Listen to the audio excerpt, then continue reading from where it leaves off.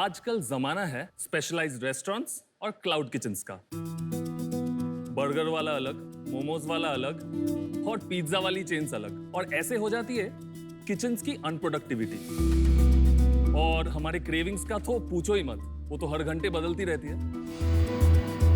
इसीलिए हर रेस्टोरेंट एक wide variety of menu रखते हैं, जिसके चलते दिन का अंत में बहुत सारा सरप्लस खाना बच जाते हैं। और इसीलिए हमने सोचा क्यों ना एक ही तीर से दोनों निशाने लगाया जाए।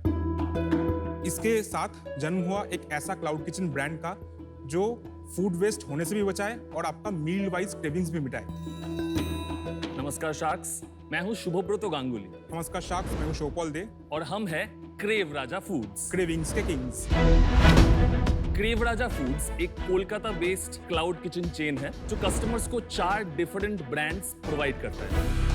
जैसे अगर सुबह मुझे खाना हो सैंडविचेस और स्टफ्ड ऑमलेट्स तो SOS सैंडविचेस, ऑमलेट्स, स्नैक्स का ब्रांड है ना। दोपहर को प्रोटीन वाला न्यूट्रिशियस मील खाना हो तो लैब्स फ्रॉम बरीटो राजा। रात को IPL का मैच है और दोस्त लोग घर पे आए तो पार्टी के वक्त क्या खाएं? Half enough pizzas or chicken wings from Gusto Pizza. और अगर अपनी टीम जीत गई तो आफ्टर पार्टी में क्या खाएं? तो मंगवा लेंगे fried chicken from the Fry Raja. हमारे पास एक सेंट्रल किचन है जो सर्विस करते हैं 3 क्लाउड किचन्स को इन हब एंड स्पोक मॉडल। हमारा कॉन्सेप्ट सिंपल है, एक ही इंग्रेडिएंट से अलग अलग ब्रांड का खाना बनाना, ताकि वेस्टेज हो मिनिमम और कस्टमर सेटिस्फैक्शन हो मैक्सिमम। Very interesting. एक रेस्टोरेंट चेन आज 5 से 6% लूज करते ड्यू टू वेस्टेज, वहाँ पे हमारा वेस्टेज है सिर्फ 1 से 2%। हमारा विजन बड़ा और सिंपल है, इंडिया का लार्जेस्ट क्रेव वर्दी फूड सर्विस करने वाला क्लाउड किचन ब्रांड बनना। और अगले 1 साल में हम खोलना चाहते हैं 6 to 7 cloud kitchens with multiple brands in each of them. हमारा आस्क है 65 lakhs for 3% equity हंगर का बजाओ बाजा with crave Raja. So sharks, आपके लिए जल्दी से कुछ डिलीवरी मंगवाए। मंगाओ यार। डिलीवरी। सो अमन को मिला है फ्राइड चिकन, अनुपम को हमने दिया है विदाउट चीज हाँ जी। नवाबी चिकन टिक्का बुरीतो। अमित को हमने दिया है एक कॉर्न चीज मशरूम सैंडविच। नमिता को दिया है हमने एक हाफ एंड हाफ पिज्जा। सो एक हाफ है फंगी फॉरेस्ट, दूसरा हाफ पे फार्म फ्रेश डिलक्स। और पीयूष, हम तो आपका भी हाफ एंड हाफ पिज्जा है। एक हाफ में आपका पनीर टिक्का है और दूसरा हाफ में आपका कॉर्न और मशरूम है। मुझे बहुत बढ़िया लगा आपका ये टेस्ट, कॉर्न मशरूम खाना। Taste is nice, bro. Very nice. Thank you, thank you. Pizza is good. Very good.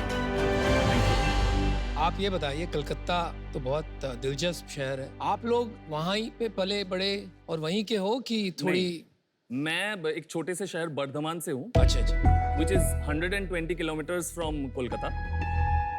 2012 में मैंने अपना 12th किया, उसके बाद मैं सेंट जेवियर्स कॉलेज गया कोलकाता में मैथ्स ऑनर्स पढ़ने, Nice.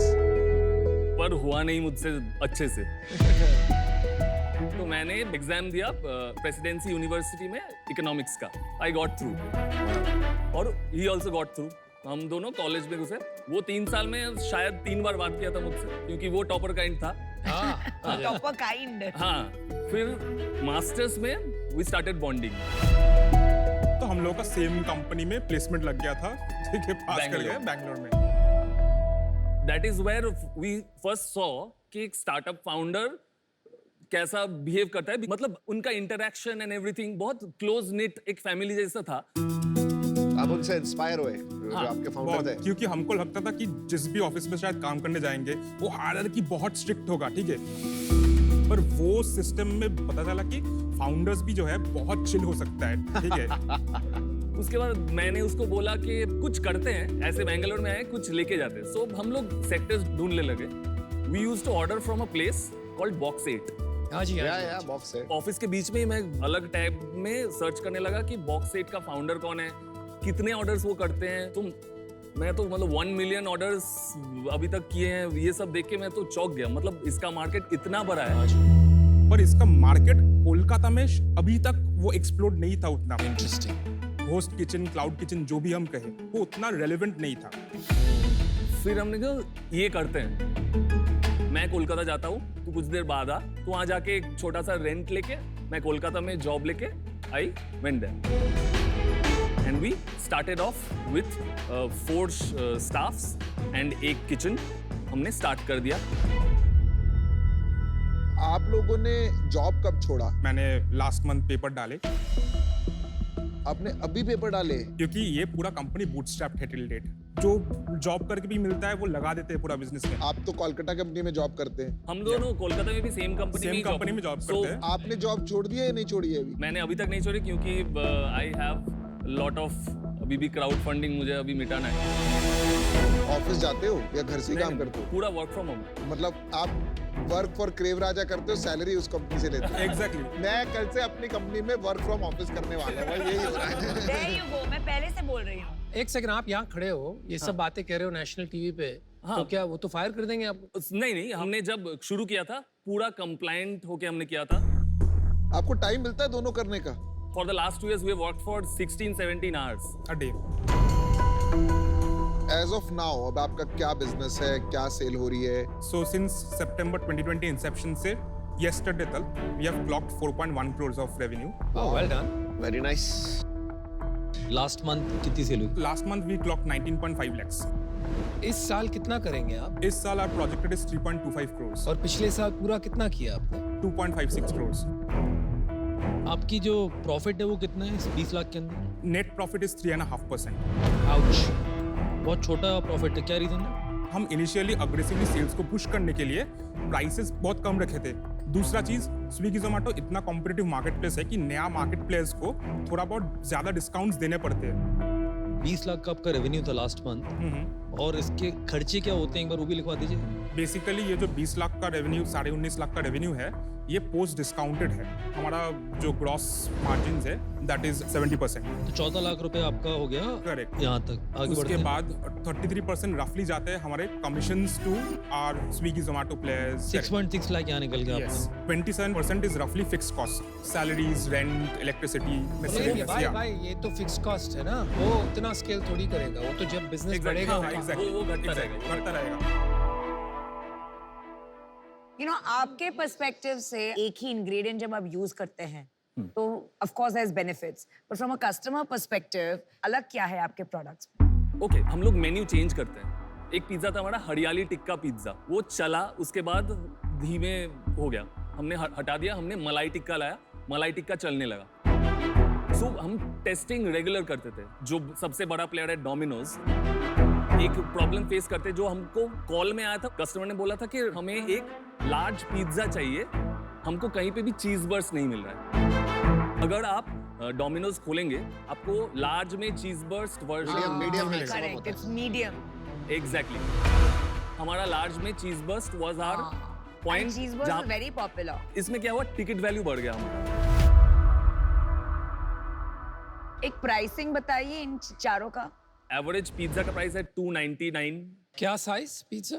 Small pizzas with toppings large pizza? Is around 809। Okay. इतना एक्सपेंसिव? एसओएस का एवरेज प्राइसिंग इज 199, बुरीटो का इज 239 और फ्राइड चिकन इज अराउंड 189 199 ऐसे। और आपके रेटिंग्स रैंकिंग्स कितनी है जोमेटो स्विगी पे? जोमेटो में अभी तक 10,000 रिव्यूज हैं हमारे। वाओ। वाओ, और रेटिंग क्या उनकी? रेटिंग, एवरेज रेटिंग इज 4 इन जोमेटो। आप लोग सीरियस हो ना इस बिजनेस के बारे में? हाँ, दिस इज serious व्हाट है। We want to do all our lives. Full time कब करोगे?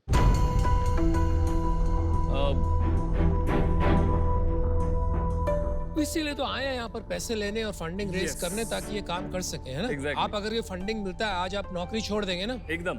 मैं अभी आउट हूँ। 2 रीजन है मेरे। एक तो आप लोग खुद ऑल इन नहीं हो। जब आप ऑल इन हो गए मतलब होता है कि आप लोग खुद फोकस करके यही काम करोगे। अभी उससे थोड़ा दूर हो आप लोग। और दूसरा, आपकी वैल्यूएशन जो आपने मांगी है स्ट्रेट आप 20 करोड़ के आसपास, वो भी मेरे को लग रहा है थोड़ी ज्यादा है, तो उसमें मैं नेगोशिएट ही नहीं कर पाऊंगा। अभी मैं आउट। आई थिंक टीम बहुत बढ़िया, आपके नंबर्स बहुत जबरदस्त हैं। मैं इससे बाहर हूँ क्योंकि मेरे इसमें कोई एक्सपर्टीज नहीं है। अगले 3 साल का प्रोजेक्शन बता सकते हो? क्या सोच रहे हो आप रेवेन्यू और प्रॉफिट? अगर हम 2 या 3 मेट्रो सिटीज में प्रेजेंट हो जाए तो हम लोग एटलीस्ट 15 to 20 करोड़ तक रेवेन्यू का प्रोजेक्शन लाते हैं। तो आप ज्योग्राफिकल एक्सपेंशन से ला सकते हो रेवेन्यू ज्यादा, Correct. Vertical And- depth in the city से नहीं ला सकते। वो भी ला सकते हैं। तो आपने स्ट्रैटेजी क्या बनाई है? हमारे पास अभी 3 किचन है कोलकाता में, वो ऑलमोस्ट 70 to 80% शहर कवर कर रहे हैं। मैक्सिमम एक किचन डालने से हम लोग का पूरा शहर कवर हो जाएगा, तो वो सेंस हम लोगों के लिए अभी नहीं बनेगा कि हम 5, 6, 7 किचन कोलकाता में खोले। तो इसलिए इंपॉर्टेंट है कि जोग्राफिकल डाइवर्सिफिकेशन के थ्रू भी हम अपना रेवेन्यू बढ़ाने की सोचे। फूड जो है बहुत क्लटर्ड मार्केट है और मुझे आपके प्रोडक्ट्स में सचमुच ऐसा कोई डिफरेंशिएटर लगा नहीं, and for that reason I am out. मुझे लग रहा है कि ये जो आप कहानी रच रहे हो बहुत गलत है। इंडिया में सबसे बड़ा क्लाउड किचन ब्रांड कौन सा है? Rebel foods. यही गलत काम।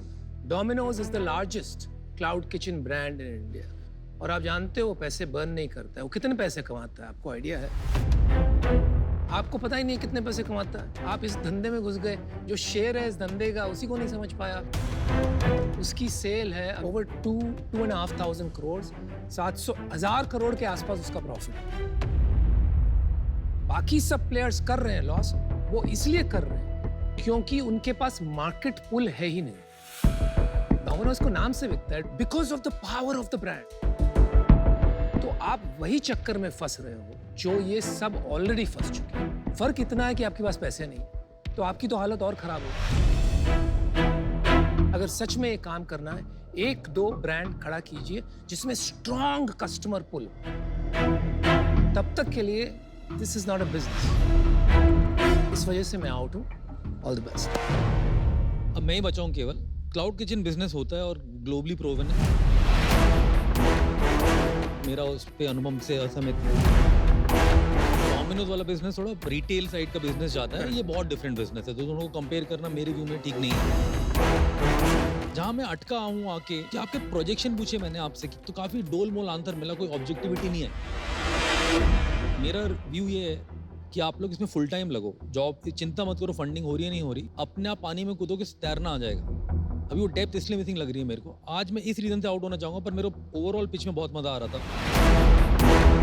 मुझे लग रहा था कि मैं डालूंगा पैसा, बट जब तक ऑब्जेक्टिविटी नहीं आती ना प्लान की, मेरे को मजा नहीं आता। आज के लिए बाहर हूँ, but I wish you all the best. Thank you guys. Thank you. Bye. Thank you. All the best. See you. Thank you.